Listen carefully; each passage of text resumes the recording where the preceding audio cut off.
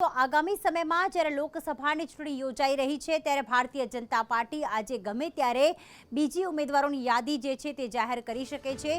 અગાઉ ભારતીય જનતા પાર્ટીએ જે ઉમેદવારો જાહેર કર્યા હતા જેમાં ગુજરાતની 15 બેઠકો માટે ઉમેદવારોની જાહેરાત કરવામાં આવી હતી, ત્યારે 11 બેઠકો પર આખરે કોણ લડશે? કારણ કે જોવા જઈએ તો 11 બેઠકો ઉપર વર્તમાન સાંસદોના પત્તા કપાઈ શકે છે, સાથે સાથે મહિલા ઉમેદવારોને મેદાનમાં ઉતારવામાં આવી શકે છે તેવી શક્યતા જોવામાં આવી રહી છે।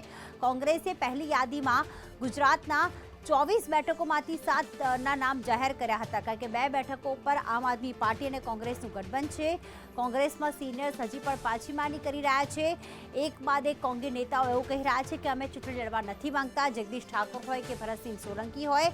ત્યારે હાલમાં ભારતીય જનતા પાર્ટી અહીંયા તમામ વર્તમાન સાંસદોના પત્તા કાપી શકે છે તેવી પણ માહિતી હજી મળી રહી છે।